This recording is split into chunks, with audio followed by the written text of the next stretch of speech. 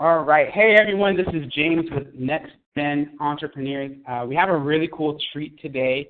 Jayden, who's in our Facebook group, reached out and signed up to, get some help with her Facebook ads and stuff. So, Jayden, say hey. Hi. Yeah, and Jayden has a really kick-ass business, guys. She's going to get into it. And then, if you guys remember from episode 2, we were really talking about, validating our ideas. So today what we're going to do is learn a little bit about Jayden's business, what she's up to. She's pitched her product on Shark Tank multiple times. So I think, we have a real treat here today to learn a little bit from Jayden's business. And then, again, episode 2, we talked about validation. So after we learn about Jayden's business, we're going to get into a really powerful tool called a Lean Business Model Canvas. And what that is, it's a framework that's really popular that many powerful businesses use. So whether it's a startup coming out of Silicon Valley, a consultant, a nonprofit, this Lean Business Model Canvas is a framework of about 7 different blocks that are absolute keys to success for your business and planning, right? So I hope you guys are excited to, learn this tool today and, learn how you can use it in your business. So without further ado, guys, I'm going to turn it over to Jayden a little bit. And Jayden, if you can just start by introducing yourself and telling us a little bit about your business. Hi, everybody. My name is Jayden, and I am the owner and I guess the mastermind behind Happy Teeth Baby LLC. And what it is a heating ring clip that has multi-textures to it, and it's attached to a fabric pacifier clip. And so the great thing with my product is babies all the time are chewing from the time they're like 2 months till the time they're almost 2 years old. And for me as a mom, I could not stand when my son would drop stuff on the floor and try to put it back in his mouth. So this concoction kind of came up after I was frustrated from something I was selling before. I just felt like I was in a very saturated market, and I needed to find a unique product to set me apart from my competitors. So this product has evolved into the product it is now because the product it was before didn't have really a unique advantage, and I wasn't very smart with the intellectual property that needed to be associated with it. So now I learned everything I could from my last product and evolved it into this, and that's what I do. Yeah, that's so awesome. Thanks for sharing, Jayden. I loved that. That was really powerful. And I think what we'd love to do now, guys, is, want to keep this as short as possible, but as powerful as possible. So without further ado, I'm going to start to ask Jayden a couple questions about her business, and then we're going to, start to fill out this canvas. So what I'd love for you to do, if you're listening, is just see in your mind, your own idea or your own business. So again, whether you're already rocking it and getting some, great results, maybe you're brand new, maybe you have an idea. What I'd love for you to do is I ask these questions and then start to fill out this, business model canvas. Just envision your own business, right? So, Jayden, what I'd love to start with, and by the way, guys, I do this a lot as a consultant, right? So I see a lot of business models, and I always start with this question. So, Jayden, what would you honestly say, is not in your business and in your life yet? What's that? What is not perfect in your business and in your life yet? What's not perfect in my business is my ability to follow up on people. Oftentimes I reach out to wholesale accounts or potential wholesale accounts, and they say, you know what, why don't you contact me in a couple months and I'll get back to you. And time just kind of slips away and I forget about it. And then a couple months later, I'm thinking, oh man, what about that other shop that I was supposed to contact? So I guess that's not perfect for me, and I'm working on changing that by I bought a planner, and I'm going to try to get more organized. Yeah, no, wow, that was so powerful. I thank you for sharing that. I personally can struggle with this issue as well. And so just to make sure that, I heard you correctly, you were kind of saying that ability to follow up. So it really sounds like maybe even like that idea to truly maybe capture your prospect's attention, and instead of you following it up, it sounds like you may even want to learn how to, present in such a way to where they're actually hungry to follow up with you. Would that be correct? Yes.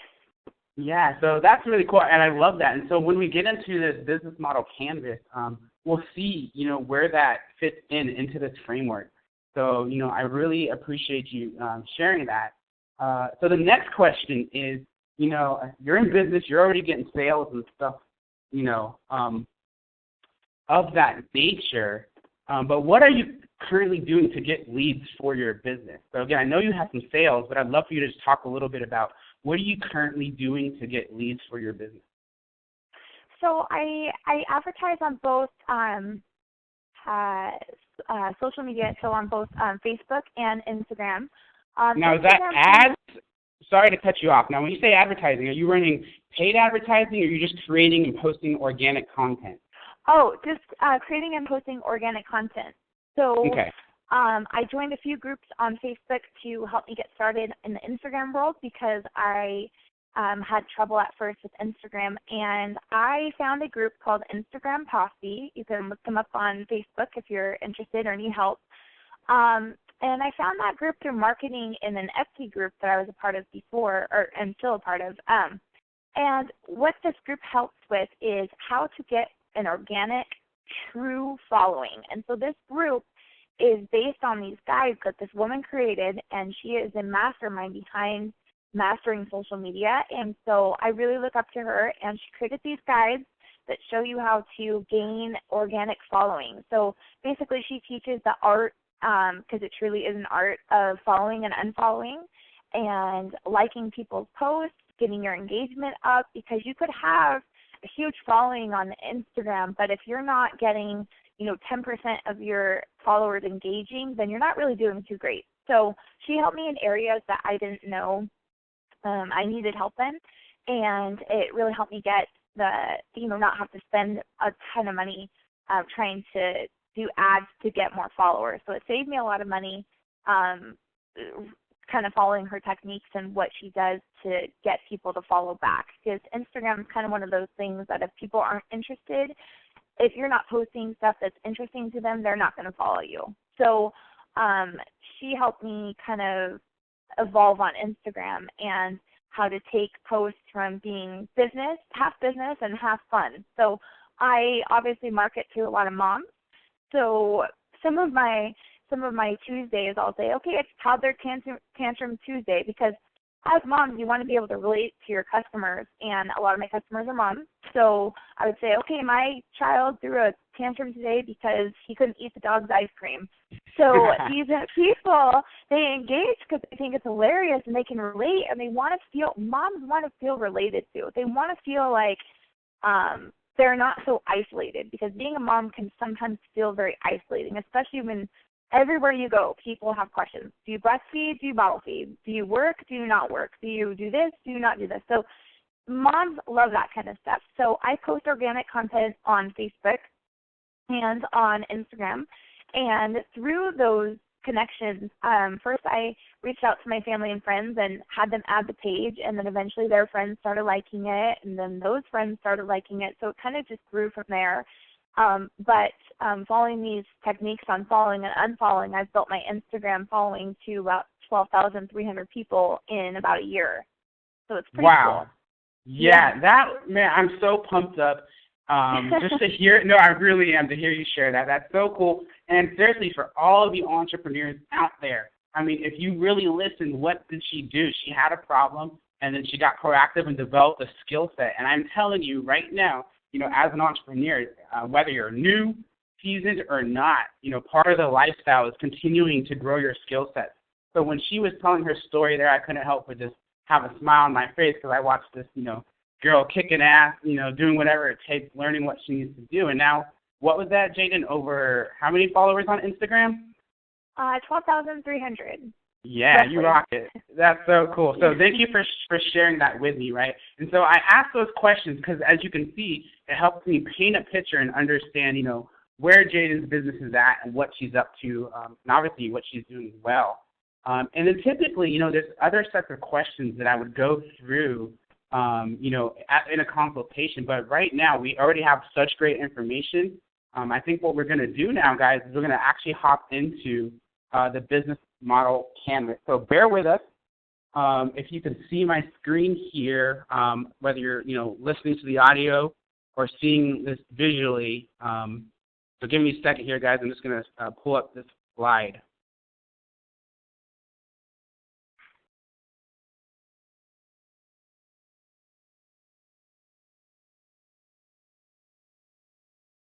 Present. Here we go. All right, guys. So again, Jayden's already in business, but we're going to go ahead and fill this out from block 1. So again, this is a framework, guys, that will put your business everything that it needs to do is these core fundamental blocks. They're huge, right? So Jayden, can you tell us a little bit about your current customer segment? So specifically, who do you sell to? And really quickly, for anyone that's out there with an idea or participating in this exercise right now, follow along and answer these questions for yourself. So who are you currently selling to, or who do you want to sell to, Jayden? I currently sell to mostly moms, moms, grandparents, aunts, uncles, anybody who needs a baby shower gift, and I sell to them through a couple different sites. I have my own website. I have Etsy.com site up for wholesale accounts, and I have, I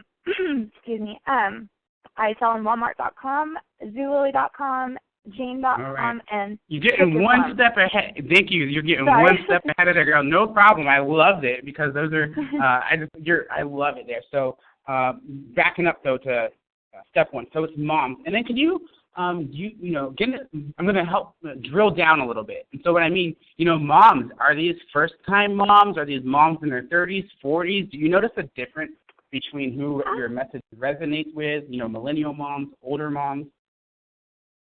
I feel that I have I try to make everything relatable with what I post, so I feel like I have a broad reach with the ages of moms. Typically the moms, the demographics of moms go from anywhere from younger 20s up to 40s. So it really just, it's whoever's on Instagram and looking for some teething solutions. Yeah. Well, now I'm really glad I brought that up because in my world, a goal of what I do, and just in business, I'm just a huge believer in this concept of niching down. So I asked that question for a reason. And do you think a 23-year-old mom or a 40-year-old mom think and view the world differently? Yeah, I think so. I think millennial moms are a lot different in the whole. They feel. I was just reading about this earlier. They feel very powerless, and we're raising kids that have so much power, and then it makes the parents feel powerless. And I think a lot of the comparisons now, as the millennial moms are coming out, comparisons are kind of hard too, because you have the moms who have been there, done that for every stage of their child's life, versus the moms who are just like me, who are literally just taking it day by day and trying to be the best that they can and not put so much pressure on, having a perfect, picture perfect house that's always cleaned up and dinner on the table by the time their husband comes home from work. So I think, there are a ton of differences between those two types of moms. Yeah. And some of the older moms that I come across believe in more homeopathic means of soothing their teething baby. So a lot of them will tell me, I just do whiskey on the gums. And for me, that's not insulting, because I know that there's a generational gap between me and maybe some of those older moms. It's hard for me to relate sometimes to them. So I'm glad that you said that and brought that up, because, seriously, when you're on your social media platform and you're communicating and sharing your message, well, I asked this for a reason. So that idea of every picture and every word, can resonate differently with those two different types of moms. So I'm really excited for us to have that awareness right now. And, moving forward, we're going to get into this a little bit more as we fill out more of these blocks. But, in your business, when you craft any message or any type of communication and you have a clearer picture of, wow, this younger mom actually might resonate with this image and these words a little bit more in my next post, or, these older moms might be interested a little bit more in this, these colors. I'm not sure there, but I brought that up just to help you create that awareness that moving forward, let's see here. We don't want a computer dying today. But yeah, moving forward, you're really going to want that clarity there in every component of your business when it comes to communicating, things of that nature. So I hoped, that did help you see that there. So, guys, continuing on, block one, we talked about, so we just asked, who does she want to sell to? Now, you're already in business, but this next part in block one called early adopters, if you don't have any sales yet, who do you think would be, the first people to buy your product or service? And so what I'm going to do is ask Jayden, when you first started getting customers, as for what we would call your early adopters, those first moms that started using your product, can you really quickly just tell me a little bit about, that person? Who were your first customers? My first customers were family and friends. I did a small launch party at my home, and I did introduce the product and let them know and get excited for what I was doing with my business. And that really seemed to help. I got the word out. I posted it on social media, and then it got people kind of excited for what was coming. And, that created a lot of referrals. They would tell their friends or their families about what I was doing, and that helped get kind of more of a customer base for me. And then, as I went from there, I just relied on social media. I also would attend farmers markets. Very early on, I was paying $40 a day to sell at a farmer's market to get the word out. And I would talk to every person that came up to my booth, and I'd say, hey, I'm selling this product, and my dream is to make it to Shark Tank, but I need sales. So just really creating those relationships where people are going to say, hey, you know what? Your kid's teething, I know it'll help. And, just showing them in person is a lot different than marketing it on the web. So it was really cool to have that one-on-one communication with these potential customers. Yeah, that was huge. My takeaway from that is, when you're new, sometimes we make this huge deal, like, man, who am I going to sell to? And we overcomplicate it. If you guys paid attention, how simple was that? She started with family and friends, and then she started going out to her local farmer's market, started paying money and hustling. So when you guys are new, again, you're going to think about who you want to sell to, and then you're going to turn around and be like, hey, where are these people at? So Jayden started with family and friends, got that early buzz going, when she first launched, then took it to farmer's market, and stayed persistent. So thank you for sharing that. That was really powerful. So that is block one of this business model canvas, guys. What we're going to do now is hop on over to, if you're looking visually watching this right now, to the left. So in block two, you talked about this a little bit, but I'd love if you can, maybe quickly just explain again in your own words, what problem is your business solving? And again, guys, remember, if you're in business, to solve somebody's problem. So Jayden, with that being said, what problems does your business solve? I give an alternative to Tylenol and ibuprofen for teething times. Teething is one of the worst times for your child. You often feel helpless, and you feel like you can't, do much for them when they're getting their teeth and they're in pain. And, it's hard because with all the side effects coming out about medicine, people are reluctant to wanting to give their children medicine. They don't want to take that chance that they give medicine and later on in life it affects them in some kind of ill way.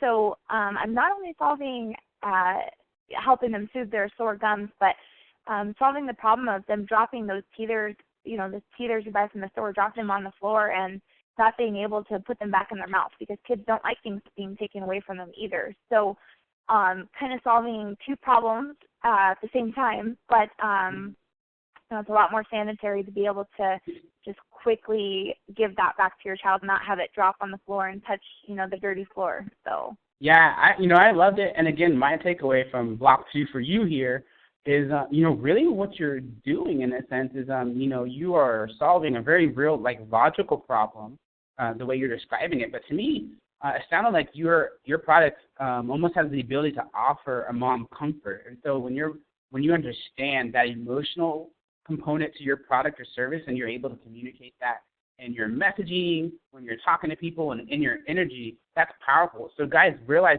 business isn't just like, hey, I'm selling a product, a teasing product. No, this business in particular is actually, evoking emotion that comfort a mom, or at least that was my takeaway, from you explaining that there and how you solve your problem. Really great there. And then, so Jayden, what are some alternatives? You talked about it again, but I'd love to hear you shortly explain in your own words, what are some alternative solutions? So what are other people doing right now to deal with this pain problem? And again, I feel like you did just really well explain that, but if you could succinctly do that again for us, that'd be great. Yeah, right now people are using, whiskey on the gums, some of the old-fashioned moms. We actually did that with our oldest son before I came up with this whole concoction. Tylenol, ibuprofen, they're just giving their kids anything to chew on, which isn't always safe. So, letting your kid put anything in their mouth isn't the best idea. So they're just finding, other little simple solutions. There used to be these things called teething tablets, but those have since been taken off the market because it can harm your child. Okay. They're just using more of a medical route towards it. Yeah, huge. And again, I believe, I do believe this, but I also see it in evidence where our generation and many people are waking up to that idea of, medicines and the implications. So I could totally see how your product is a great, alternative to that. Because again, I feel like there's this conscious shift for people really waking up to these ideas. So that's really cool there. So guys, that is block 2. Again, in the business model canvas. So, what problems do you solve, and, what are some of the alternative solutions? And, block 2. So now block 3, and arguably one of the, the most fundamental blocks, Jayden, what would you say makes your product or service unique? And again, guys that are listening, answer this for your own business or your own idea, right? So what makes, Jayden, your product, unique? You spoke to this a little bit, but I'd love to hear this in your own words. Block 3. Well, it's unique in the sense that, it attaches to the baby and it doesn't drop on the floor is one of them. 2, it's a better cost option. A lot of people go crazy with their kids and they buy these expensive teething toys that are just, not really comforting for your child. So there's a product out there that, children, it's very popular. I'm not going to say the name because I'm sure by this you'll be able to figure out what it is, but very popular, and it's almost $30. I mean, with tax, I think it was like $32.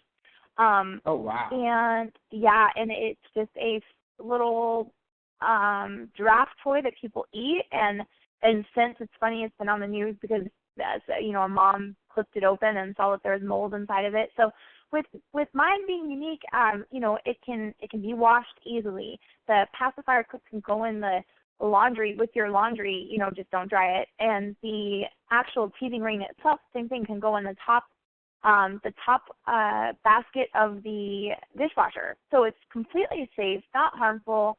It's an alternative to medicine. It's something that will actually help your child. I know a lot of people make claims that their product is so much better because it actually helps, but ours is proven to help, and it's proven to soothe sore gums because of the multi-textures on it. Got it. Yeah. Very powerful. And so, guys, check this out. So with Jayden's business, you guys heard there, what makes it unique? And this is powerful, and there's a reason why it's highlighted in red because, there's so many competitors, no matter what type of business you start. I promise you there's other people trying to sell the same service, idea, or network marketing, you name it. So when you have the clarity of what your business's most unique product or feature or service is, and then you're able to highlight that in your communications, your marketing, and your messages, it's very powerful. So we, again, block 3 helps us realize that awareness. This is what's truly unique about my business. Market it and do certain things, I'll be sure to highlight that so that it stands out and people, get that there. So, Jayden, can you see how that, or what were some of your thoughts that came up for your business, under that context there? Does that make sense? Yeah. So, what was the, sorry, my son's Yeah, just that idea, like, do you see the importance of, your business, and then, moving forward when you're communicating and marketing, to be able to have that awareness and highlight on that. I was just curious as to your thoughts on what that would mean for your business. Oh,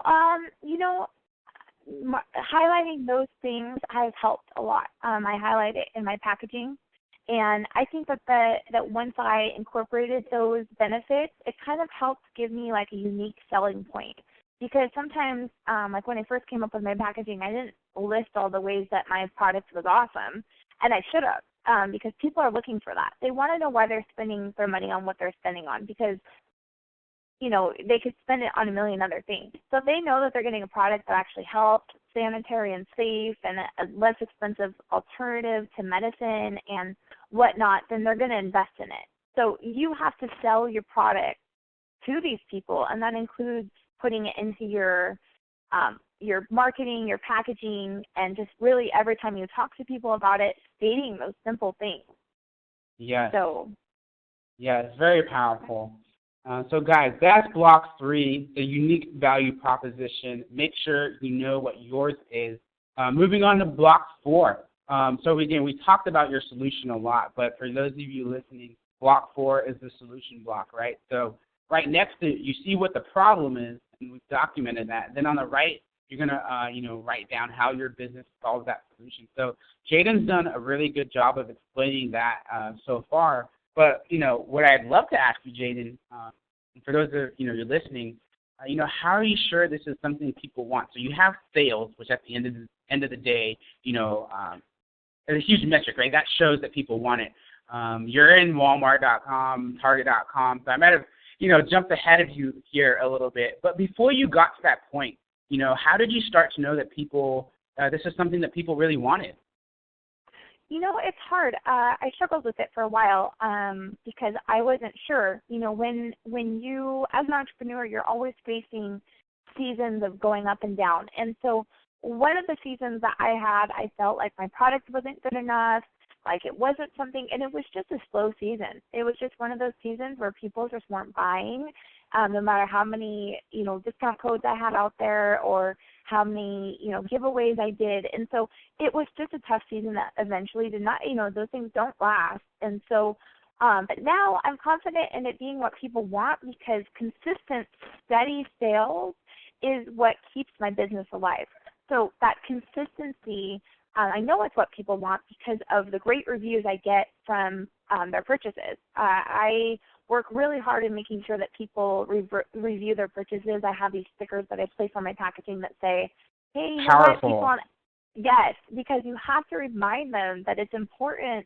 If you want returning customers and people to be able to discover your business and continue to scale it, you have to make sure that you're on it as far as, hey, you know what, I'm out here, I need reviews, and let me know your honest opinion, what you feel like. And so, I think the reviews alone just speak volumes. And just the reviews alone kind of keep me going in the mindset of, this is a good solution, this is what people want.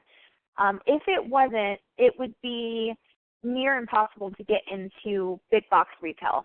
And I see that, constantly with people who don't get in because there is not a need for it or a want for it. And I think I have both. I think that people don't want to be giving their kids medicine all the time, so they're looking for other ways to help their baby. And, and it's fun. It's a fun way to keep their kids entertained when they're at a restaurant, when they're out shopping. So it provides a lot of solutions to a lot of different issues, which is awesome. Yes. Yeah, I love it. So, again, guys, the takeaway for you here is that when you're getting started with a brand new business, no matter what, we're making some assumptions in the very beginning. We're making assumptions that, we have value, we're solving a problem, and then people are going to want it. Now our job is to figure out how to, validate that and then market it. So, guys, when you're, new in your business, we're going to make some assumptions, but what I'm pointing out here with this block is that you really need to do a good job to make sure that it's something that people actually want. Don't just think that they want it and then start building your business. You're going to need to, make sure it's something they want. So, guys, moving on to block 5, channels. So, again, Jayden's talked a lot about her story and related to channels a little bit earlier. So we'll keep this short. Well, actually, yeah, she already talked about it, how she went to farmers markets, early adopters, family and friends, and how she absolutely rocked it there. So, guys, for you specifically, how will you acquire your very first 100 customers? Jayden talked about how she did hers. In my most newest business, what I actually did was built a database. I knew who my prospects were, and then I cold emailed them. Now, there's a lot of strategy that went into that, but guys, that's what I did to start acquiring my first set of customers. So you need to know that. And when we're talking about channels here, you heard me talk about cold email. Channels, what that is, it's the way you're going to reach your customers. I really want you guys to have clarity here. So Jayden talks about how she's on social media, and specifically, Instagram and some of those other social media platforms. So an example, for Jayden, her channel, one of her channels, is Instagram. If I heard correctly, one of her other channels would be Etsy. Is that correct? Yes.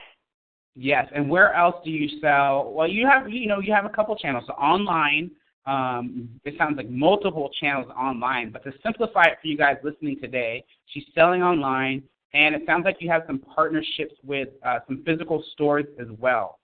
Is that correct? Yes. Yes. Yeah. So actually, so I was her. going to add to that the first 100 customers are the easiest to obtain. If you can get past that, thinking that it's going to be the hardest, it's actually the easiest. It's the next 200 that you're going to need to get creative with, because usually the first 100 is your family, friends, and getting the word out, and it's relatively easy to start getting customers that way. Yeah, I love that. Very powerful insight there. Thank you for sharing. So again, guys, for your business, just think about, where does my customer hang out at? Is it in person somewhere? Is it online somewhere? And each one of those places is its individual channel. So you're going to want to think, here's my idea, here's my business, this is where the people hang out on, so how do I connect with them via that channel? So I believe and hope that made sense for the fifth block. Moving on to block 6. We're not going to get specific here, guys, but block 6 is pretty straightforward. It's like, how are you going to make money, right? So what's your revenue stream? So Jayden talked a little bit about that. Is there anything you want to add, about your revenue stream? So, where are you making money with your product?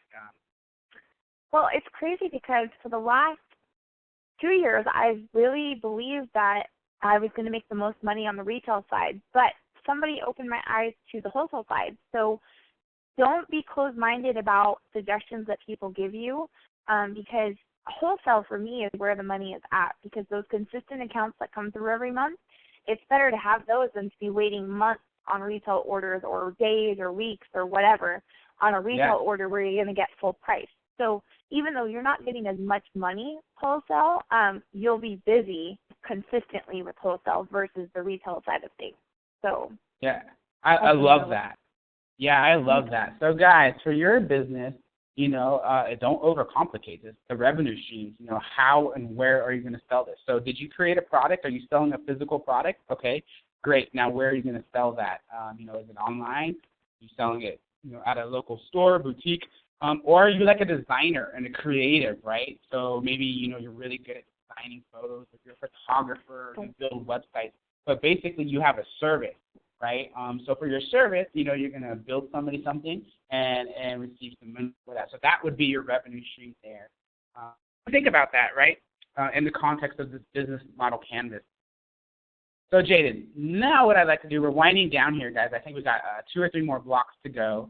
But we're going to get into the cost structure, or we're going to talk about what the cost structure is really quickly, but without getting into too much detail, because this is the one block. The revenue block and the cost structure block are typically the most intimidating for new entrepreneurs because they don't know a lot about numbers. They don't know these things. But really what you need to think about when it comes to cost structure, actually, I think to better illustrate this, Jayden can talk about this a little bit. Nothing too complicated. Think of like a new entrepreneur. But you have a physical product that, costs money to make, and then you sell it, right? So can you talk a little bit about the expenses it takes, or the expenses that your business has? Maybe a PhD dissertation, but I'd love to hear a little bit about your expenses. Yeah, so month-to-month expenses that are consistent is my manufacturing costs, and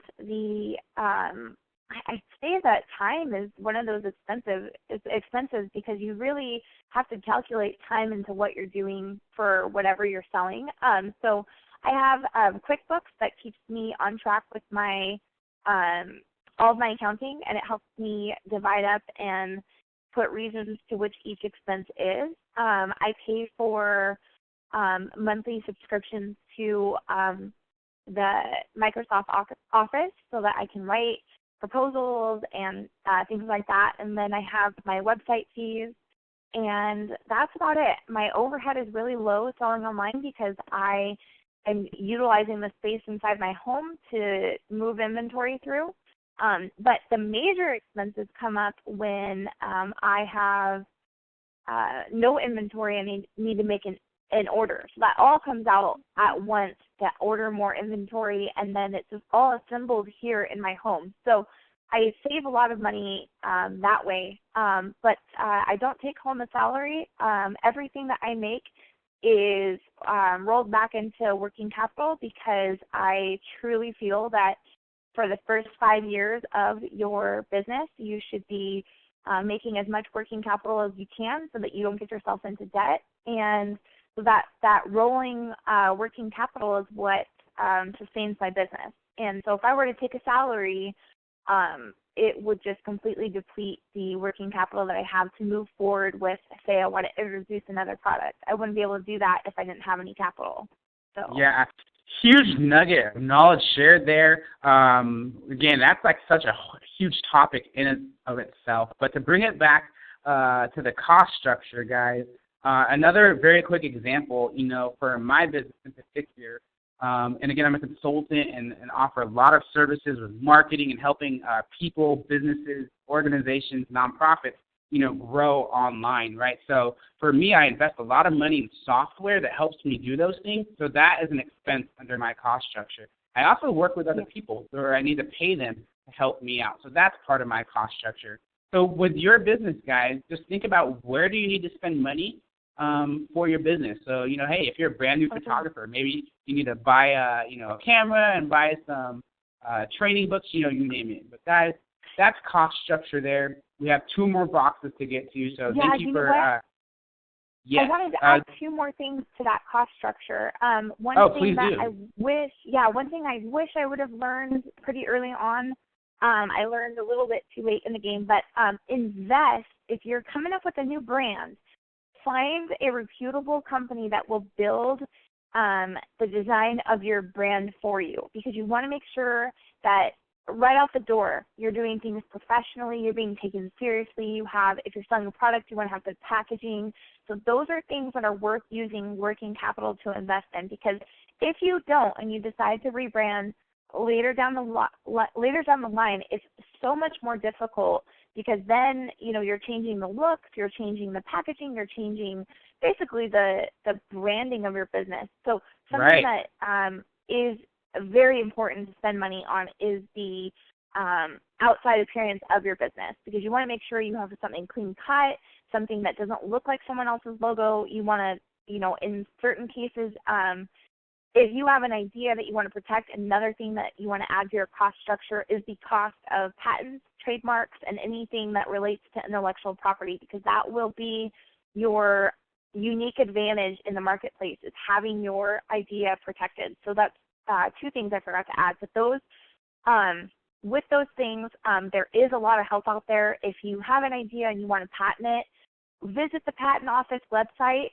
Look at the financial resources that they have there. I went through UCLA School of Law to file my trademarks and my patents, and I saved thousands of dollars because all I had to do was pay for the filing fees. So instead of paying $20,000 to patent one item, you're paying $300, $400 to file for that item, and everything that they do at that school is looked over by a supervising attorney. So all those things are just nuggets that you're going to want to keep in mind if you have an idea. Yes. Yeah. Thank you so much for sharing that and adding those, man. I'm smiling. I'm excited. I want to go on tangents on these, each one of those topics that you talk about. But that's for another episode, guys. So Thanks again, Jayden. I think we got 2 more blocks, and we're going to wrap it up here for today. And, for this block 8, it's a key metric. And, guys, really, this is just like, what are you measuring? And the reason we ask this or why you need to have this awareness is because if you're putting out a bunch of effort in your business, you need to be able to track if you're making progress or not. And I didn't have this awareness when I was new. I was just like, hey, we're going to conquer the world and I'm going to succeed. But I had no idea if I was succeeding or not because I wasn't tracking metrics. Every business has their own individual set of metrics. So this can be a little bit of a, I don't want to say a complicated box within the business model canvas, guys, but just understand these are the most key things that you're measuring. So, maybe Jayden, again, if you could quickly kind of go over, what are the most, and what, obviously revenue is a key metric that, we need to pay attention here. But what are just some other types of things that you really monitor when it comes to like in your business? What's something else you really pay attention to? I pay attention to where my traffic's coming from because sometimes you can have a lot of traffic on one site, none on the other, and so I measure where it comes from. I measure keywords, what keywords are being searched to find my product, and I measure where my social network referrals come from. So, you go, girl. For instance, right now it says 75% of all your social network referrals came from Facebook. So in the last 7 days, I had 15 referrals just from Facebook. So then I know that all of the stuff I'm putting out organically is having some kind of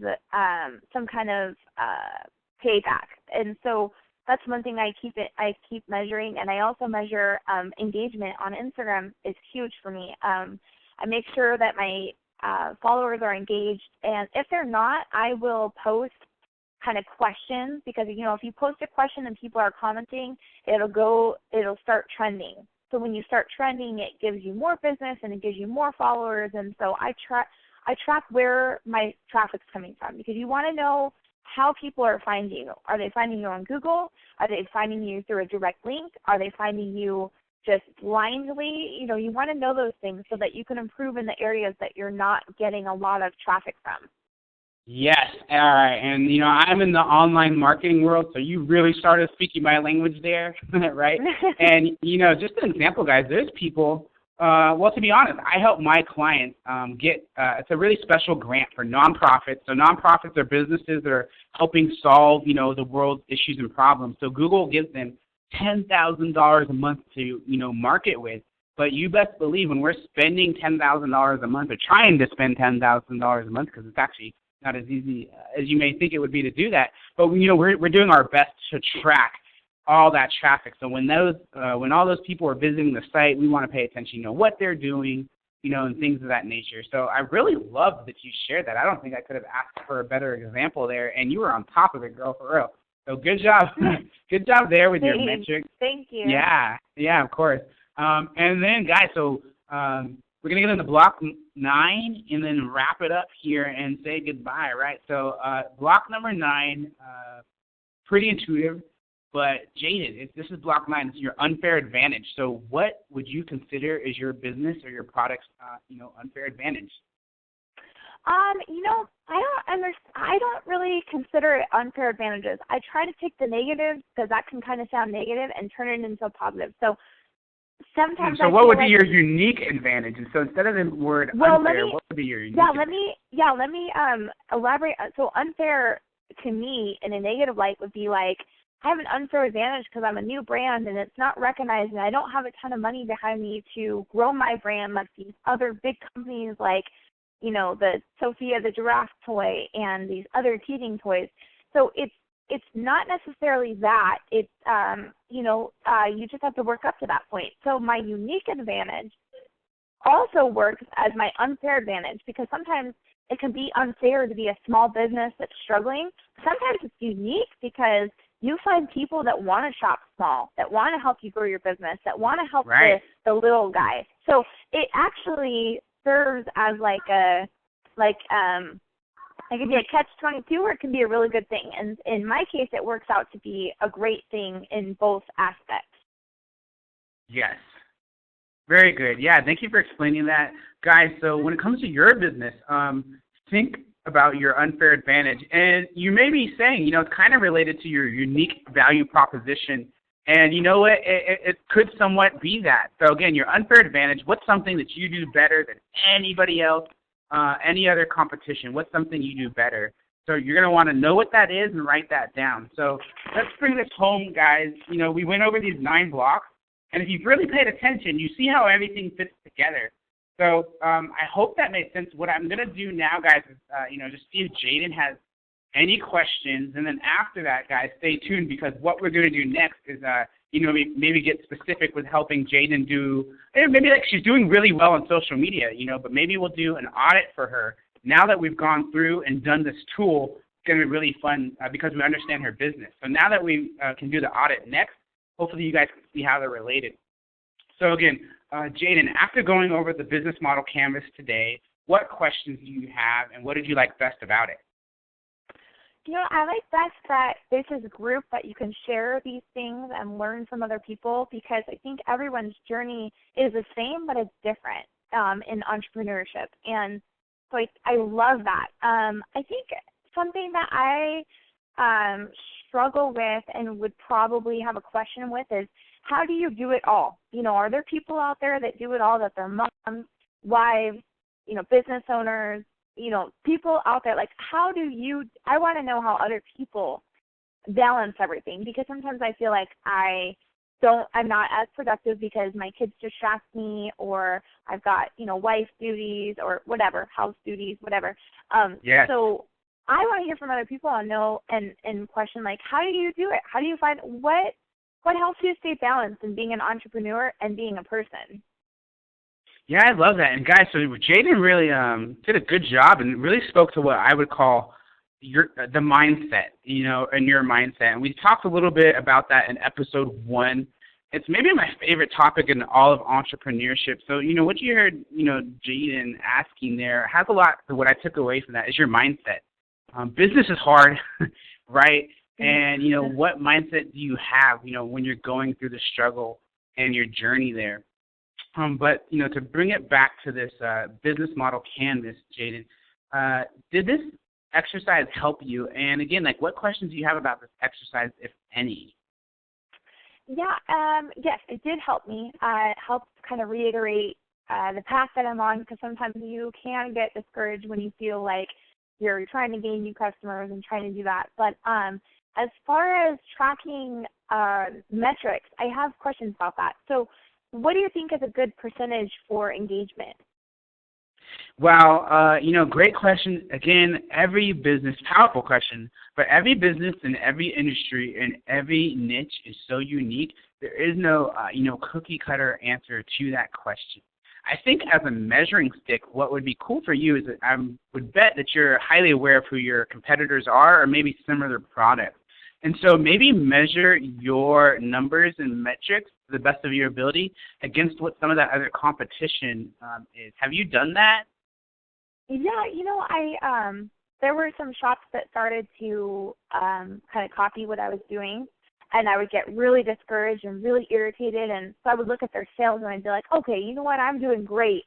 In the couple months, because this was in the very beginning, in the very couple months that I had started, I had so many more sales and so many more reviews, and so I kind of measured that success of, okay, this person's been following me and what I'm doing for a month, and in the last 6 months, this is what I've done. So that's kind of how I measure. But, yeah, I haven't done the larger brands. I don't even know where to start with those larger brands because, yeah. Oh, no, what I was going to say, because I'm excited about this, is that, we not on this, here right now, but, we'll follow up, and I'll share some resources and tools. It's been a while, but I'll share some tools where you're able to do some competitor research. You're never going to know the specifics because you don't have, access to their back end and Google Analytics unless you're a really good hacker. But, yeah, so I'll share some resources with you there. Powerful question. Is there anything else related to this business model canvas that you have a question on or just any other thoughts you'd like to end with here today? I don't think I have any questions at the moment, but I just want to encourage everyone that's listening to keep going. One of the things one of my friends tells me all the time is keep going, you're almost there. And it's true. If you just keep going, you put in the hard work, you're patient, and you basically kick down every door that's in your way, you're going to accomplish big things. And success, another thing I want to touch on is success isn't measured on how quickly you get to the top. It's the journey that gets you to the top. And I think that's important for entrepreneurs to know that they're not going to get rich overnight.